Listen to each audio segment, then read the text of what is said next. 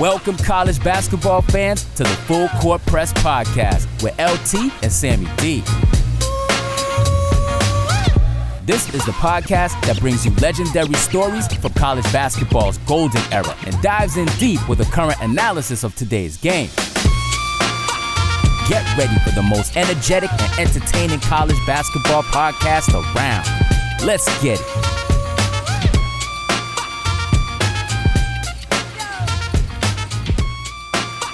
Hello and welcome to another Full Court Press, a college basketball coaches show simply powered by the Full Court Network. Luke Taylor here in the saddle. Sam will be back. School's back in session pretty soon, and that means he's got the summers off and he'll be back. But I'm excited for this one. Don't forget to subscribe, rate, and review. I told this coach off air, this is almost as hard as getting Shaka Smart on the show.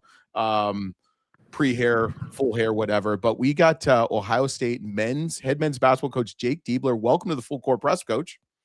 Honored to be here. Was that a compliment that you gave me there, or no? I just want to be clear. Absolutely. Okay, I'm all about. Listen, if you'll soon find out in this 20, 15, 5, 10, 30 minutes, whatever it is, we're all about positivity here. And I told you off air, I'm a Michigan guy first and foremost, but I was really excited. I love what you've done so far. And I love what you're going to do. It's a fickle business. I mean, your first ever game as a head coach, you beat number 2 Purdue, and I watched that. That was awesome. That was surreal and feels like 10 years ago. Honestly, it's hard to believe that it's only been, a little over 2 years ago. And that was a night I'll never forget. I won't forget leading into that night, won't forget after that night. And certainly it was a start of, something special for me and my family, and just honored to be sitting in this seat today. Yeah, it's pretty crazy. I mean, I know is your brother still coaching at Baylor? He's a Butler. Butler. Yep. Why did I think he was at Baylor? He was at Baylor though, wasn't he? No, but the Drew family. Oh yeah. Like, sorry, that's right. Yeah, I knew there was some connection. I'm sorry. I'm 50 now, so I got an excuse. Well, I once told Jerome Tang the dumbest thing he could have done was do so well his first year. I mean, that was pretty dumb winning Purdue your first, head coaching job, because that put a lot of pressure on you. And you guys, went 8-3 and did some things. Kind of tough first year. I don't think people understand how difficult it is to win against anybody.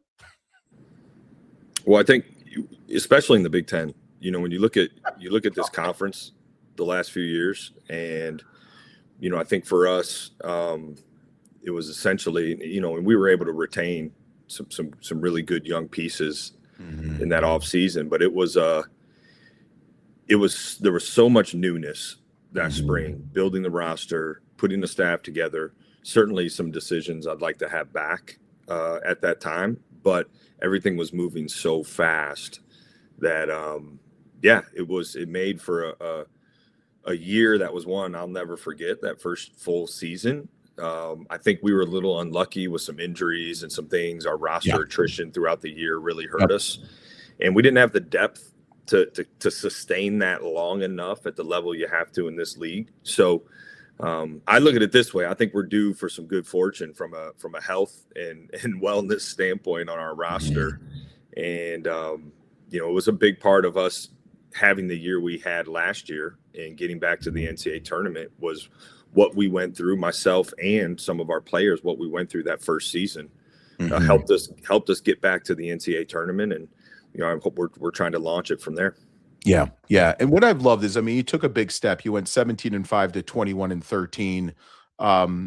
There were some growing pains last year. I mean, the thing is, what you've done is you retain players, which is like near impossible now in college basketball. So, kudos to you. And the two guys, especially, is John Mobley Jr., who, if you don't know who he is, it was kind of like Bruce Thornton. If you don't know who Bruce Thornton is, you don't really know basketball. And then you got a John. I remember him against Minnesota. I don't think he missed a 3 that whole game. That game was electric. And then the guy that I'm really excited to see, and I'm happy he came back, is to take that next step, is Amari Bynum. I think he is going to have a breakout year as a sophomore. The kid can frickin' play. Yeah, we're counting on it. And, what we try to do is we try to start with retention when we're building our roster.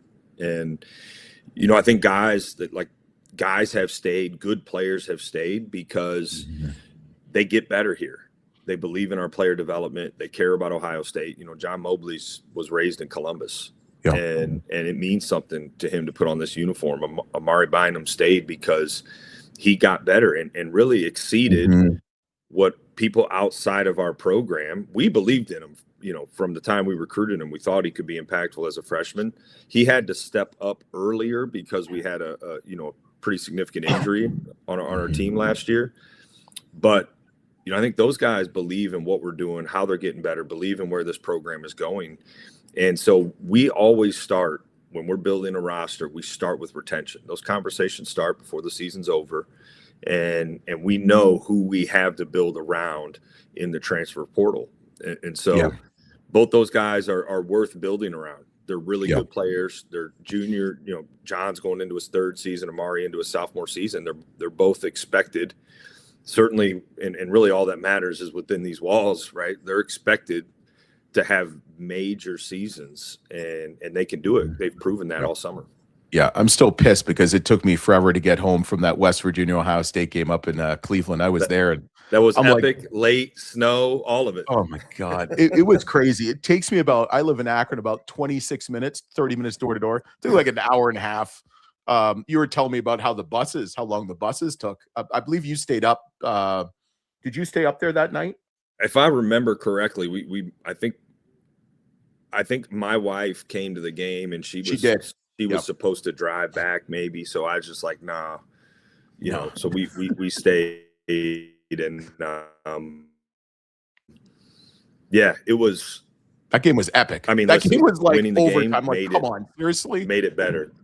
Oh, the shots that were being made on both sides and it wasn't for lack of defense. It was just big time shots being made. And obviously Bruce Thornton was clutch for us. Amari Bynum had some big plays in that game. John Mobley hits a huge three. It was a great non-conference college basketball game. Yeah. And that's the thing. And I don't like neutral site games, but I tell you, I was there in the flesh.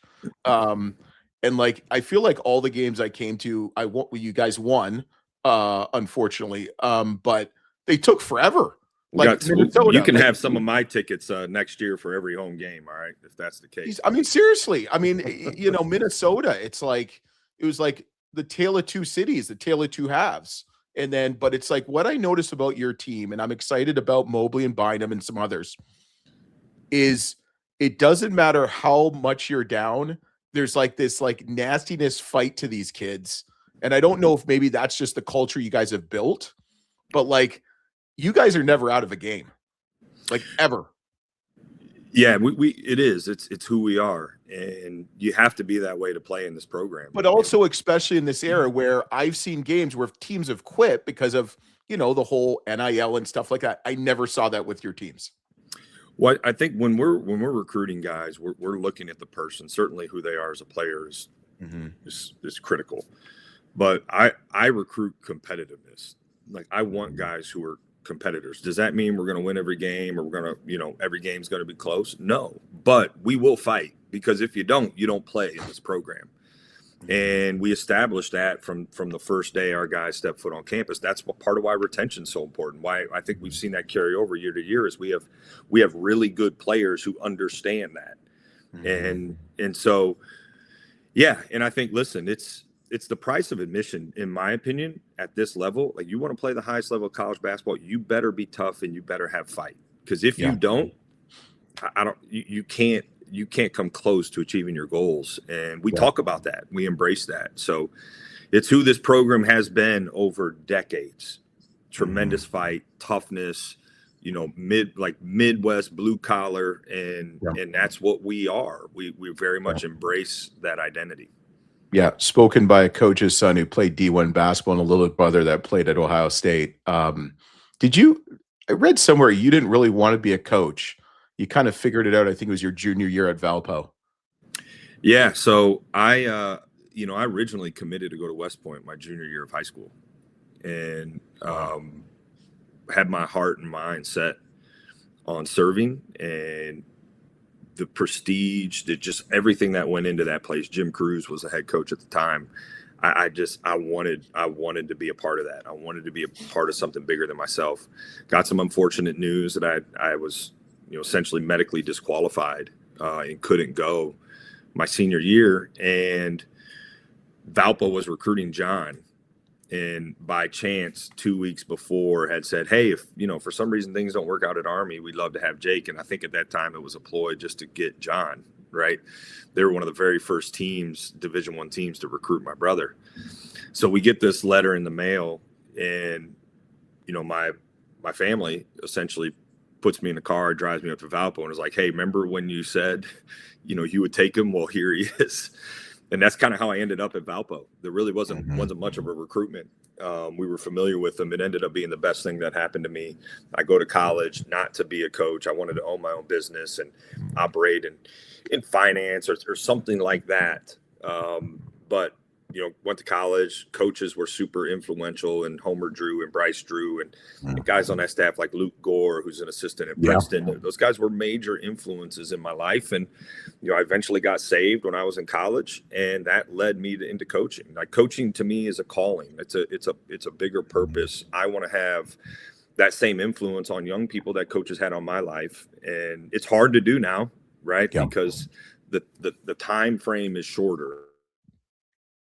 There's a reality to that. But in my mind, I guess you could say I'm new school from the standpoint of coaching, but I'm old school mentality, and coaches have a responsibility to influence and help shape the people that are part of your program into becoming better people. And so we take that responsibility very seriously in this program. Yeah. Yeah. And I think you've done okay for yourself. It's funny when you tell your kids as they get older, I mean, they're a little bit younger than mine. It's like things happen for a reason. You don't know it'll appear when it appears. And obviously this was your calling, and you're taking and going with the rest of your staff. So you grew up kind of in the Toledo area, and listen, I know Ohio. So you're from the northwest part of Ohio. Was this a dream of yours to be at Ohio State, or was there some loyalty to Michigan? Well, I think being in Northwest Ohio, it's the trenches of the rivalry. 100%. Like you're and people, unless you're in Northwest Ohio, you don't really understand how divided that region of the state is. Like, and especially you get up in Toledo area, it's that part's serious. I think in our family, when John started playing here, like, I have family members who went to Ohio State, so we were always aware of Ohio State, the power of it. I remember coming down to games with my dad in the state tournament when I was, in elementary school. Yep. And so you looked at Ohio State, and there was this awe of the place. But did it really become a dream of coaching here? I think that became more of a reality. I didn't really dream of coaching at Ohio State. I mean, I would have loved to play at Ohio State. I considered leaving Valpo after my freshman year to walk on here. Because I didn't play very much. And of course, my dad was like, no, you're not leaving, suck it up. So because I didn't play at all as a freshman, in my mind, I was like, well, I should just go walk on at Ohio State, Yeah, because that makes sense. But my dad was like, no, you're not doing that. Don't call me again unless, it's something positive. So, but when John played here, it just took the love and affection for this program to absolute new heights, because I saw how impactful this place was to him. I got to experience firsthand, like not from the outside, from the inside, of how passionate this fan base is, how much people care, how much pride there is in being a Buckeye. And I like in that moment, I had already really knew I was going into coaching. And I was just like, man, I want to be a part of that in the worst way. I wasn't a good enough player. Like, I own that, right? It wasn't for lack of effort. I wasn't good enough to get here to play, but I wanted to be a part of this program in the worst way. And John's experience here had a major influence on me, just like it did him. Yeah. It is a cool place. I will never deny that. I really like what you did this offseason. I mean, you got, one of the top players in the nation in Anthony Thompson, LJ Smith reclassified, worked your magic there. You got some height. I mean, you've got some height this year. I mean, more so than ever. I mean, 7'1", 7'2", 6'11", 6'10". I guess, what was the goal this offseason after kind of your second full year as a head coach of the Buckeyes? Going into this offseason, we knew we needed to get bigger and we needed to get deeper.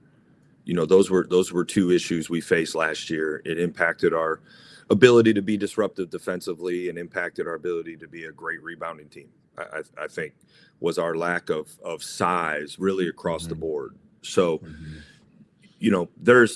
building a roster, there's wants, there's needs, but there's also this NIL factor, right? That's real in how you construct a roster. So, we've been learning on the fly and growing, much like everybody in college basketball, as this stuff adjusts and changes. But there was, like, regardless of what we did, we wanted to get positional size, not just those guys you just mentioned in height. And I'd add two more 6'9" guys and Anthony Thompson and Alex Smith, right? But we also wanted to get bigger in the backcourt. And you look at the size and Jimmy Williams and Justin Pippen and Curtis Givens and even LJ Smith. Like, we're bigger in the backcourt too. That was important. And then last year we ran into a depth issue. We faced a lot of injuries. I noticed that. Yeah, a lot of injuries last year, and we're rolling into Michigan State down a starter and bench. Like, and we lost Brandon Knoll for most of the season once Big Ten play started, and I just felt like we couldn't go into another season. Like, no matter what, we had to find a way to be deeper. And so we approached the roster construction a little bit different with those two things as the main complements, knowing we had Junie and Amari coming back.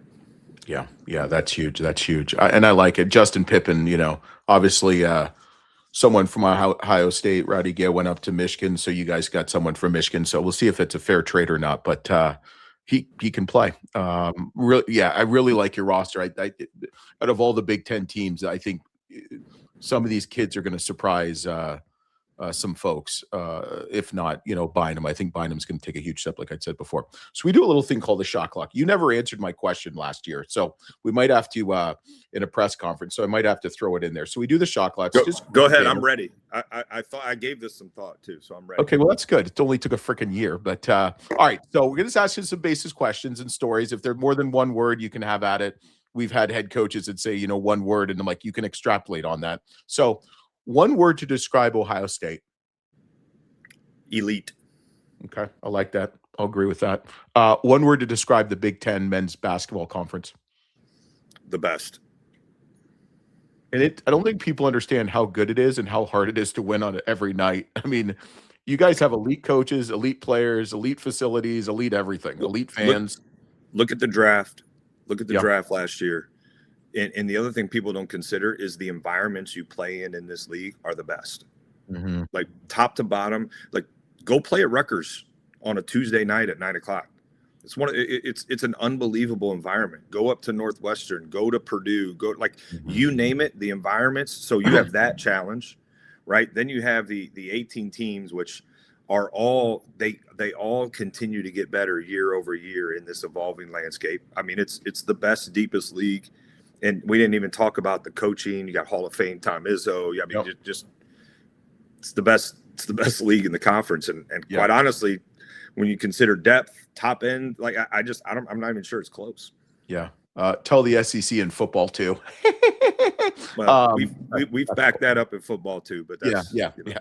It's kind of funny with that. So, what would you say the toughest Big Ten arena to win in is? I know you mentioned some, but what is the toughest? Like, what is the one? And it might not even be Michigan. It might be like Rutgers, but like, what's the toughest one to win in? I think Purdue is Purdue, Michigan State, to me, are two of the absolute best environments in college basketball. And I think Indiana's in that conversation as well. Like, and I know, I've been fortunate enough to be a part of some teams that won at Purdue and won at Michigan State. But, like, I mean, those environments, if you're a college basketball junkie and you haven't seen a Big Ten game in those environments, I would encourage you to go. I mean, it is incredible. Yep. Yeah, I believe it. So what would you say the best student section in college basketball is other than Ohio State?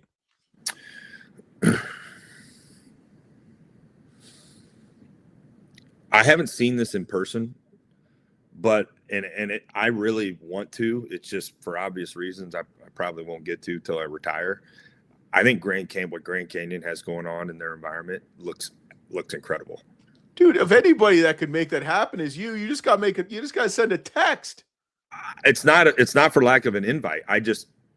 We play at the same time of the year. The schedules don't work, I can't make it over there with our schedule, but the way Bryce describes that environment, I would argue is probably tough to beat.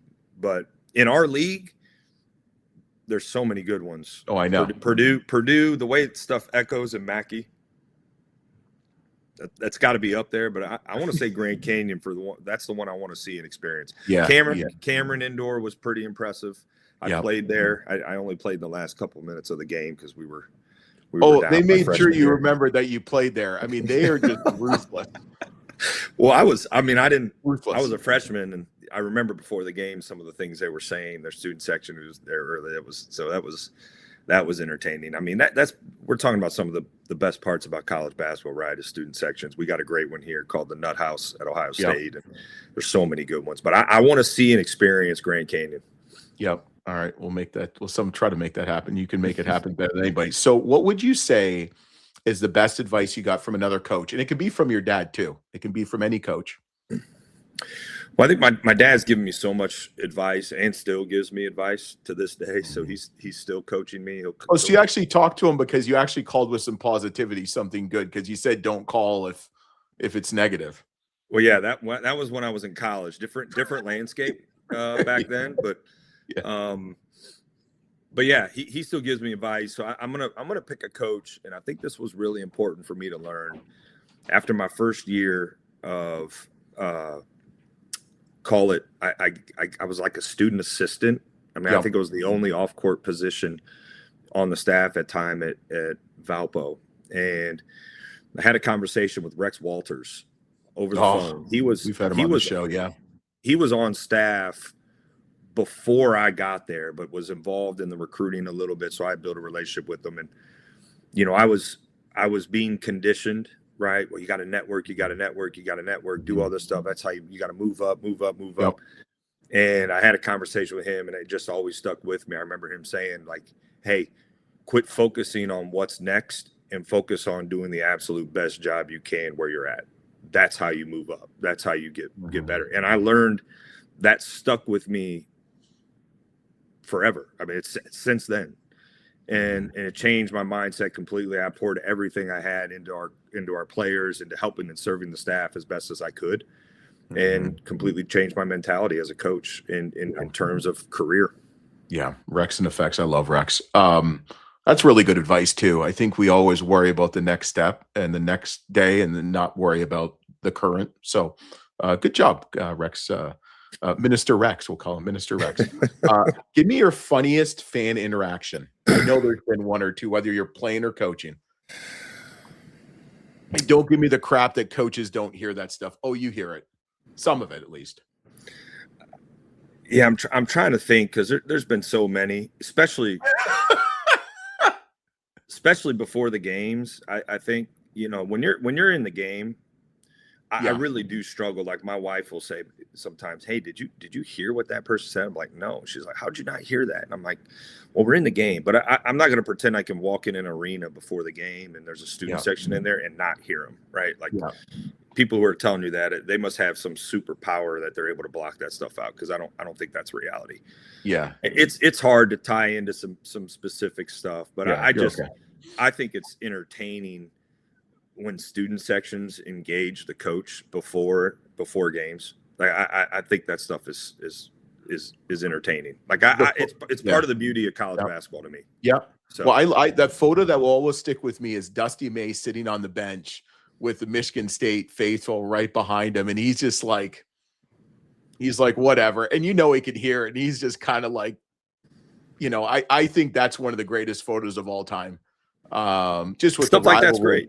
Oh, it is.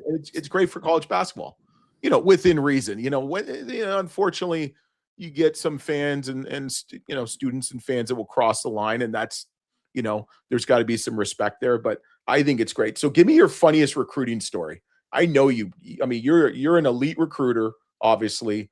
You got to have at least one good one, because now there's just no more because of NIL and what have you. But I know you have something.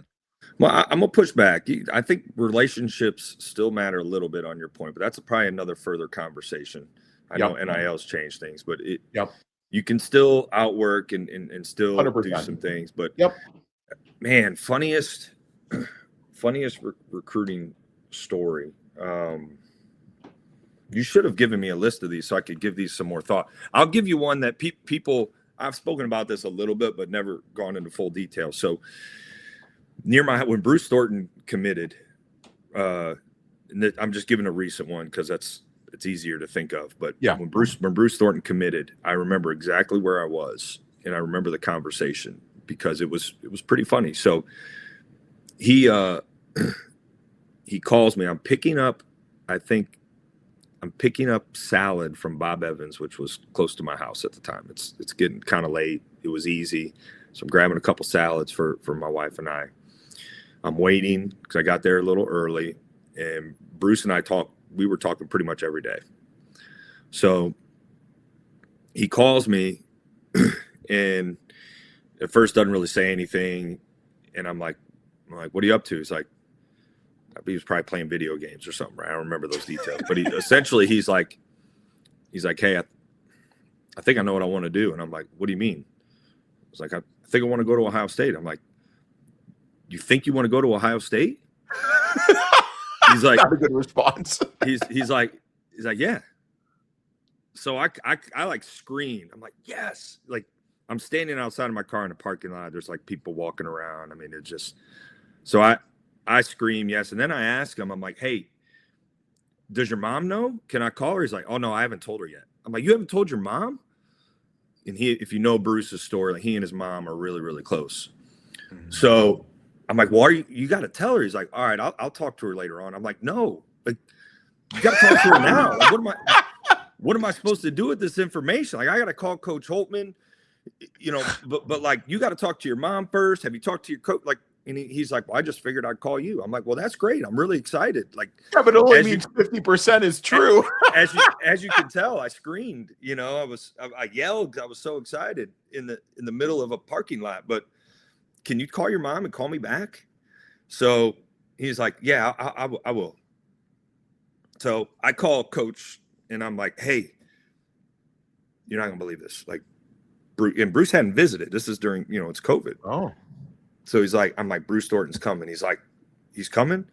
I'm like, yeah, but he hadn't told his mom yet. So I'm hesitant to like, I'm gonna get you connected to him on the phone, but like, let me hear from his mom. And, and then Bruce texts me. Were you worried?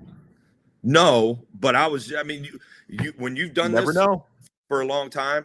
Yeah. I mean, the list of guys that have committed that don't end up committing and it's just like, stuff's crazy.